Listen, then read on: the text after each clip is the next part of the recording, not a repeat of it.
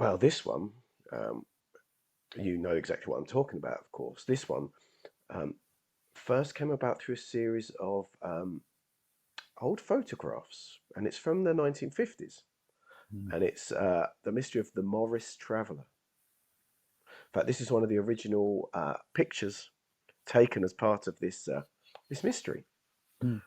For me, it's a striking photo that really underlines both the beauty of the vehicle and the potential horrors within.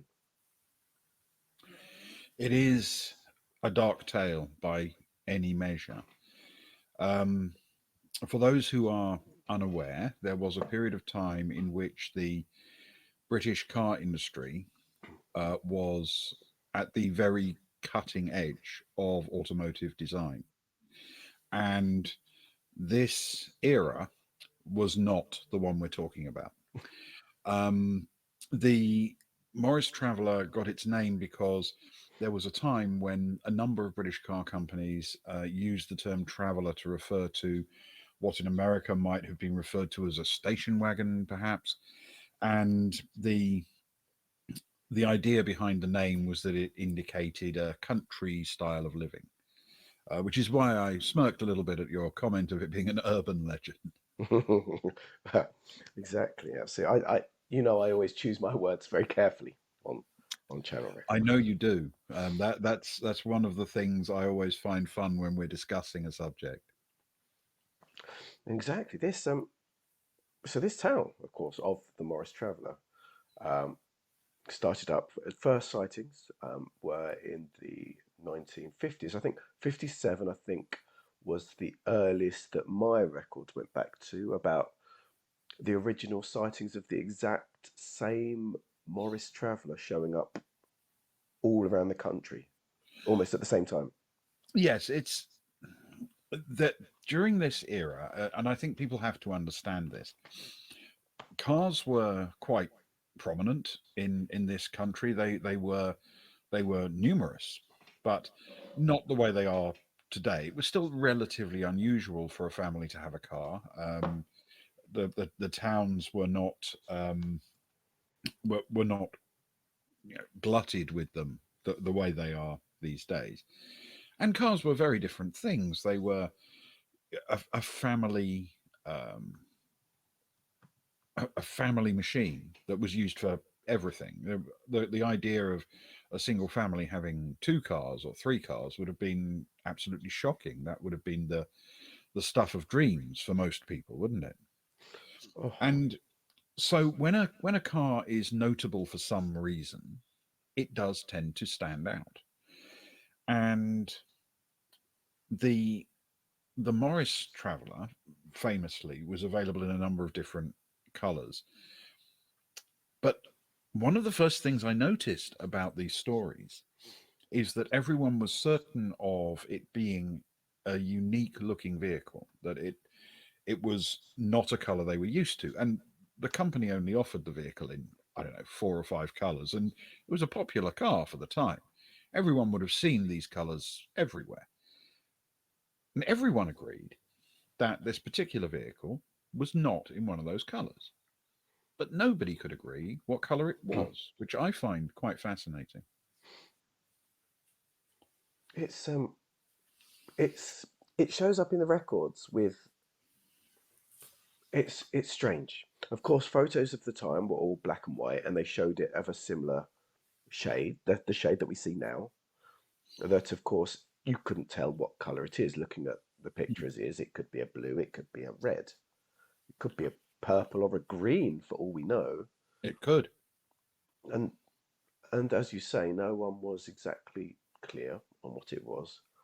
But in every car, there were certain uh, distinguishing features of the car that always stood out exactly. And so if people ever got surprised and confused about the colours, there were certain things that were the same. For a start, the number plate was the same Mm. wherever it showed up. Uh, there was a certain a miss I call it a mismanufacture maybe of the wood towards the back. A one off quirk, I would say. At the very least, you could call it that, yes. And of course, they said the most terrifying thing was that the back seats were always smeared in blood. Yes, this is the thing that when people saw it parked, or as it drove past them in the daylight, they often remarked about the blood was something they found quite startling. In fact, in my researches, almost all of the earliest reports I found were from police reports where people had called in the fact that they'd spotted a car which had blood-soaked seats. Unsurprisingly, this alarmed people, and they reported the car. But those police reports were eventually decided by the authorities, who I think are quite close-minded in these things, to be some form of coordinated hoax. Um, Partly because when the authorities investigated, of course, the car was usually gone, but more importantly, because they would receive multiple reports of the car in different towns, different cities, different parts of the country on the same day. And this is not a car that can move fast enough to get from Bristol to Edinburgh in just a few hours. Absolutely, absolutely. As Ewan asked, what was the number plate? We do know it was quite a prominent feature, and it shows up in a lot of the photos. It was seen as the thing you needed to take the photo of for proof at the time. It was 472 DMR, which got the numerologists, of course, researching. Um, those that looked into devil numbers or all kinds of strange alien figures were fascinated by it. Mhm. Rick, you spent a long time looking at the number plate. In fact, was there anything you found in that pattern? The there is a trait among humans that we see patterns everywhere. We are we are constructed for this, and it's an actual challenge that we face to then cull through those patterns that we see. Accordingly, the problem isn't that I couldn't see a pattern. The problem is that there were too many, and it Mm, becomes hard to choose which ones are most likely.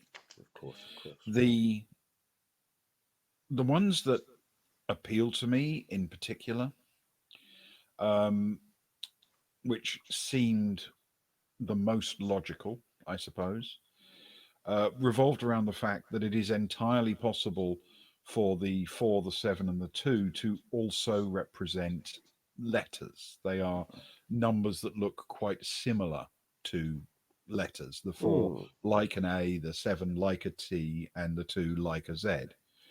Um, and that giving you 6 letters to conjure with instead of 3 does allow you to put together a variety mm, of different words. And as I worked through the various possible places, I did uh, find myself looking at the letters and the numbers exactly as written, rather than like an anagram or anything like that. Um, and if you do that, if you were simply to say it out loud as Atstmer, this actually is something I found. I found an Atstmer in my notes. mm, Um, it's a Babylonian demon, and mm. one that famously disguises itself to fit in with the place and time it lives. And in 1950s Britain, what could look more innocuous than a Morris Traveller? You see, that to me, it makes a lot of sense, of course, and it ties in a lot of that. On more than one occasion, people reported that this Morris Traveller was burnt. That people fearing it, feeling scared by its presence, that it would bring bad omens to towns and villages, which it did. Mm. Generally, once it was there, maybe an older lady in the village would die. People say just of old age, of course, or from freezing in the winter, or a cat would be run over, or someone knocked off their bicycle. The crops would not be so good that year, and so on. So Exactly. yeah, um, while it was there, and so it was burnt a number of times, but it always came back again in a different part of town. And they did say that it was almost as if there are reports. This is a bit what I'm not so sure on. I don't know about you, but almost screeching was heard as it was set alight. Um, yes, I think that's one of those things that only appears in certain Mm, of the eyewitness reports, and so you have to accept that the way it's described in some of them, you would assume that the volume, the way it made people feel when they heard it, if it were repeated in the others, it would have been a notable part of the report. So it may be something that only happens in certain places or certain times, or it may, of course, be that some people uh, set fire to an innocent Morris traveller, having mistaken it for this one. it's also possible that a stray badger snuck inside for some warmth and sadly got caught up in the charade. I mean, it's certainly possible, though we are talking about a Morris traveller here. I'm not sure a large badger could fit. It's a very good point, Rick. Very good point. When you also looked more towards the end times, not literally the end times, of course, although you did spend your time looking through Babylonian Of course. uh, gods and future reading. Um, when was the last of the Morris travellers of this ilk reported? It was quite a while they were being seen for. They were. The latest that I was able to identify um, was in the mid 1970s. It's a very long time. It is a very long time. Now, when I say that's the latest, I should point out that there are a few traits of this Morris that were quite unique. I mean, you said there was damage to the woodwork at the Mm. rear of the vehicle, and that's certainly the way it is frequently reported. And I have been unable to find a sufficiently high resolution photograph of the exact details of that damage. But there are a lot of people who report that the back was scarred, cut, sliced one way or another. Mm. But what little I have been able to work out makes it pretty clear to me that this is not damage at all. Um, there are undeniably these wedge shaped cuts in the wood, but those wedge shaped cuts are cuneiform writing. That is fascinating. In your research, do you have any knowledge of what they might say, or is that even beyond a great mind like you? Thankfully, my cuneiform is excellent, as you Excellent. know. That's good. Yes. But as I only have fragments, I can't put very much together from it. But I'm optimistic actually because in at about the same time as the Morris Travellers reports start to disappear in the mid 1970s, there start to appear references to a mini traveller, Mm. which also had a wooden frame, was also a vehicle of similar size that was quite widely seen on Britain's roads. And though I haven't been able to confirm it, I think there is plenty of evidence that the license plate remains the same and that the writing was still there on the back, the cuneiform. Um, which means I have to assume that though perhaps modern cars don't look like this, the vehicle has blended in era by era. If we had better reports from the 1880s, perhaps there's a handsome cab with these kind of markings on the back. And for all we know today, a Ford Focus. Well, a Ford Focus is cursed enough as it is, let alone without being a Babylonian devil. And this is undeniably one of the problems, I think, with this one, as I'm sure you found as well, didn't you? That a lot of the reports about, if you search online for demonic Morris Traveller, hateful, evil Morris Traveller, it turns out that that's how they describe all Morris Travellers, not just this particular one. And that is indeed the other side of the argument. There are a lot of reports of people coming up with excuses to burn their Morris Traveller or to Mm. leave them by the side of the road, mainly because they've broken down. People would say that they've left their Morris Traveller in a village because it's just not working anymore, and they've taken the bus home and actually never gone back to collect it again because it's not been worth the bus ticket. Absolutely, and obviously this is a problem that um, now, years later, um, makes it much harder to do real research into this. So the question is, Rick, with both sides of the story looked at, the tale of the Morris Traveller. Um, Let me just play the music, the very important music. Bear with me.